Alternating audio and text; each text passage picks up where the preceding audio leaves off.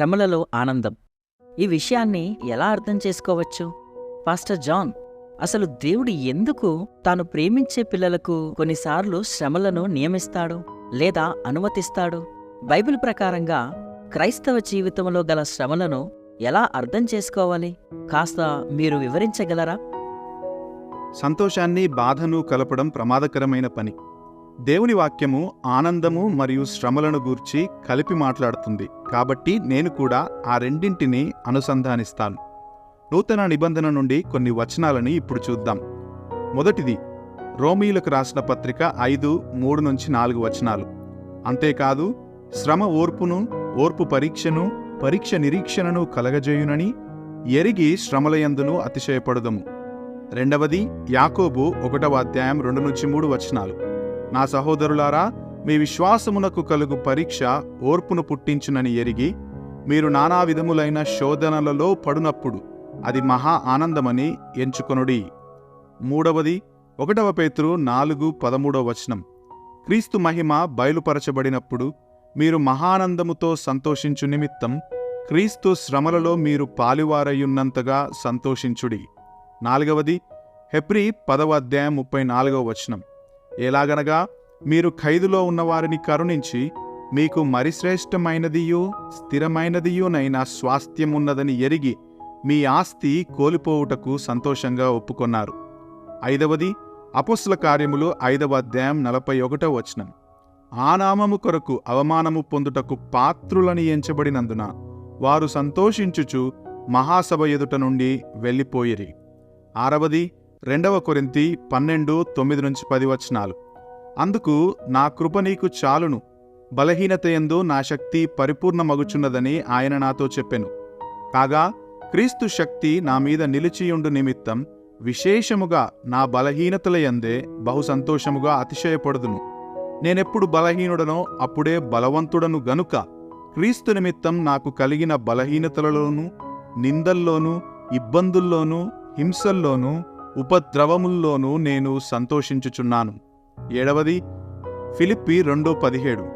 మరియు మీ విశ్వాస యాగములోనూ దాని సంబంధమైన సేవలోనూ నేను పానార్పణముగా పోయబడినను నేనానందించి మీ అందరితో కూడా సంతోషింతును. ఎనిమిదవది కొలస్సీ 1:24. ఇప్పుడు మీ కొరకు నేను అనుభవించుచున్న శ్రమలయందు సంతోషించుచు సంఘము అను ఆయన శరీరము కొరకు క్రీస్తు పడిన పాట్లలో కొదువైన వాటియందు నా వంతు నా శరీరమందు సంపూర్ణము చేయుచున్నాను. తొమ్మిదవది 1 తెస్సలోనికీలకు రాసిన పత్రిక 1:16 వచనం. పరిశుద్ధాత్మ వలన కలుగు ఆనందముతో గొప్ప ఉపద్రవమందు మీరు వాక్యమును అంగీకరించి మమ్మును ప్రభువును పోలి నడుచుకొనిన వారైతిరి. చివరిగా 10వది 2 కొరింథీ 8:1-2 వచనాలు. సహోదరులారా, మాసిదోనియా సంఘములకు అనుగ్రహింపబడియున్న దేవుని కృపను గూర్చి మీకు తెలియజేయుచున్నాను. ఎలాగనగా వారు బహుశ్రమ వలన పరీక్షింపబడగా అత్యధికముగా సంతోషించిరి, మరియు వారు నిరుపేదలైనను వారి దాతృత్వము బహుగా విస్తరించెను. ఇక్కడ మీరు ముఖ్యమైన అంశాన్ని కోల్పోవద్దు. అది హింసైనా లేక క్యాన్సర్ అయినా మనం శ్రమల గుండా వెళ్తున్నప్పుడు సంతోషించమని కొత్త నిబంధన మనకు గట్టిగా చెబుతుంది. ఆ శ్రమలకు కారణం శ్రేయస్సు కాదు, ఆరోగ్యం కాదు, సంపద కూడా కాదు. మాసిదోనియా వారి ఆనందము బహుశ్రమలో కూడా విస్తరించిందని 2 కొరింథీ 8:2లో మనం చూస్తాం. అక్కడ వారి భోగభాగ్యాలు, వారి భద్రత అన్నీ తీసివేయబడుతున్న సమయంలో కూడా వారు సంతోషిస్తున్నారు. కాబట్టి వారి సంతోషం సుఖాల మీద, ఇబ్బంది, కష్టం లేకపోవడం మీద ఆధారపడి లేదని మనకు అర్థమవుతుంది. నిరుపేదలైనను వారి దాతృత్వము బహుగా విస్తరించెను, వారు అత్యధికముగా సంతోషించిరి అని పౌలు రాస్తాడు. వారి జీవితాలలో గల దేవుని కృప వారి పేదరికాన్ని తీసివేయలేదు. వారి డబ్బు లేని స్థితి వారి ఆనందాన్ని కూడా తీసివేయలేదు. కాబట్టి ఆనందం అనేది ఇంకా వేరే దేనిలోనైనా ఉండాలి. 1వ వచనంలో చెప్పబడ్డ కుమ్మరించబడిన దేవుని కృపలోనే ఆ ఆనందం అని అర్థమవుతుంది. మనం ఆ ఆనందాన్ని ఎలా అనుభవించగలం? మనం మన సంపాదనలో, ఆరోగ్యంలో, సౌకర్యాలలో సంతోషించకుండా దేవునిలో సంతోషిస్తూ ఇవన్నీ పోగొట్టుకున్నప్పటికీ అంతే సంతోషంతో సంఘానికి ఎలా రాగలం? మన జీవితాలు, మన పరిచర్యలు అన్నీ కూడా మన బాధలను, ఆనందాన్ని మించి క్రీస్తునందు ఉన్నతమైన ఆనందమును ఎలా కలిగి ఉండాలనే దాని గురించే ఉంది. సాతానుకి 2 ఆయుధాలు మాత్రమే ఉన్నాయి: శ్రమ మరియు ఆనందం. వాడు మీరు దేవుణ్ణి ద్వేషించేంతగా మిమ్మల్ని చాలా బాధపెడతాడు, లేదా మీకు దేవుడు అవసరం లేని చాలా ఆనందాన్నిస్తాడు. ఈ రెండింటికి పరిష్కారం ఒకటే. నేను కోల్పోయేదానికంటే దేవుడు ఎంతో ప్రశస్తమైనవాడు, నేను సంపాదించుకునేదానికంటే దేవుడు ఎంతో విలువైనవాడు. సాతాను మనల్ని ఏమీ చేయలేడు. అందమైన పర్వత ప్రాంతంలోని ఆనంద క్షణాల నుండి, అదేవిధంగా ప్రమాదపు అంచుల్లో ఉన్న ప్రదేశంలోని బాధల నుండి మనం దేవునిలో సురక్షితంగా ఉన్నాం. ఈ వచనాల నుండి ఒక క్రైస్తవుని సంతోషం, అవి మంచివైనా చెడ్డవైనా, ఆయా పరిస్థితుల్లో ఉండదని మనకు స్పష్టమవుతుంది. ఒక క్రైస్తవుని ఆనందం ఎవ్వరూ నాశనం చేయలేనిది. అది దేవునిలో ఉంది, అది క్రీస్తులో ఉంది. ఆయన ప్రశస్తమైనవాడు. ఆయనే మన ఐశ్వర్యం. మన నుండి ఆయన తీసివేయబడలేడు.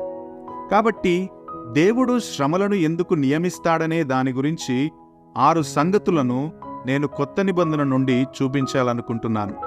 మీ సంఘము లేదా కుటుంబంలోని ప్రజలు కఠినమైన పరిస్థితుల గుండా వెళ్తున్నప్పుడు, ఎందుకిలా జరుగుతుంది అని అడిగినప్పుడు, అది కేవలం ఒక ప్రశ్నే కాదు. అది బాధ నుండి బయటికి వచ్చే ఒక ఏడుపు వంటిది. ఆ క్షణంలో వారికి ఇదిగో వాటికి 6 కారణాలనే జాబితా కాదుగాని ఓదార్పు చాలా అవసరం. బాధపడేవారిని ఓదార్చడమనే ప్రాముఖ్యమైన విషయం మనక్కూడా తెలుసు. కాని తర్వాత అది బాధ నుండి బయటికి వచ్చే ఏడుపుగా మాత్రమే కాదు, ఒక నిజమైన ప్రశ్నగా కూడా రావచ్చు. వారు దేవుడు నా భర్తను ఎందుకు తీసుకున్నాడు? ఇలాంటి ప్రశ్నలకు వివరణను కూడా అడగొచ్చు. ఆ సమయంలో బైబిల్ మనకు అలాంటి సమాధానాలను ఇవ్వదు అని మనం చెప్పకూడదని నేను ఆశిస్తున్నాను. అలా చెప్పడం బాధల్లో ఉన్నవారికి శుభవార్త కాదు. కొన్ని విషయాలను తెలుసుకోకపోవడం ఓదార్పునిస్తుందని మనల్ని మనం ఒప్పించుకోవచ్చు, కానీ బైబిల్ దాన్ని అంగీకరించదు. దేవుడు తన పిల్లలకు శ్రమలను ఎందుకు అనుమతిస్తున్నాడనే దానికి ఇవి వాక్యానుసారమైన వివరణలు. మీరు కాపరులైతే మీరు నేను తెలుసుకోవాల్సింది కూడా ఇదే. ఎందుకంటే మనం అటువంటి ప్రజల మధ్య సేవ చేస్తున్నాం కాబట్టి, మరియు మన ప్రజలకు సమాధానాలు అవసరం కాబట్టి. మీరు విశ్వాసులైనా కూడా ఇదే వర్తిస్తుంది. శ్రమల్లో ప్రజలకు బలం కావాలి, పట్టుదలతో కొనసాగడానికి వారికి సహాయం కావాలి. కాబట్టి ఈ వచనాలను మనం గమనిద్దాం. మొదటిగా, మన పరిశుద్ధతను మరియు విశ్వాసాన్ని బలపరచడానికి శ్రమలను దేవుడు అనుమతిస్తాడు. ఈ సంగతి హెబ్రీ 12:10లో ఆయన మన మేలు కొరకే శిక్షించుచున్నాడు అని రాయబడింది. అక్కడ సందర్భం గమనిస్తే 12:4లో రక్తము కారునంతగా ఇంకా దానిని ఎదిరింపలేదు అని ముందుగానే చెబుతాడు. ఆ సందర్భం శ్రమలు చాలా సులభమైనవని చెప్పడం లేదు, విపరీతమైనవి కాకపోయినా అక్కడ సంఘంలో ఘర్షణ వాతావరణం ఉంది. ఇక్కడ ముఖ్యమైన విషయం ఏంటంటే, మనలను మెరుగుపరచడానికే, మేలు కొరకే దేవుడు క్రమశిక్షణ గుండా మనల్ని తీసుకెళ్తాడు. కారణం, మనము ఆయన పరిశుద్ధతలో పాలు పంచుకోవడానికి. మనకు శ్రమలు సంభవించడానికి గల ఒక ముఖ్య కారణం ఏంటంటే, మనలను మరింత పరిశుద్ధులుగా చేయడానికే. రెండవది చూద్దాం. పౌలు 2 కొరింథీ 1:8-9 వచనాల్లో, సహోదరులారా, ఆసియాలో మాకు తటస్థించిన శ్రమను గూర్చి మీకు తెలియకుండుట మాకిష్టం లేదు. అదేంటంటే, మేము బ్రతుకుదుమను నమ్మకం లేక యుండునట్లుగా మా శక్తికి మించిన అత్యధిక భారము వలన కృంగిపోయాం. మరియు మృతులను లేపు దేవుని యందే గాని మాయందే మేము నమ్మిక ఉంచకుండునట్లు మరణమైపోతామని నిశ్చయంగా మా మట్టుకు మాకు కలిగింది అని రాస్తాడు. వారు శ్రమపడడానికి గల కారణం ఇదే. నిశ్చయంగా మరణమవుతామని భావించాం. అయితే మృతులను లేపు దేవుని యందే గాని మాయందే మేము నమ్మిక ఉంచకుండున్నట్లు అది జరిగింది. అందుకే ఆ శ్రమల సమయం ఎదురైంది అంటున్నాడు. ఇక్కడ పౌలు తన కష్టమైన కఠినమైన సమయాల్లో దేవునిపై ఎక్కువగా ఆధారపడడం అనేది ఎవరి ఆలోచనగా ఉంది? మనకు 3 ఆప్షన్స్ ఉన్నాయి. 1, అతనికి వ్యతిరేకంగా గల శత్రువులదై ఉండాలి. 2, అపవాదిదై ఉండాలి. మరియు 3, దేవుడిదై ఉండాలి. నేను వీటికి వేరుగా మరొక ఆప్షన్ గురించి ఆలోచించలేను.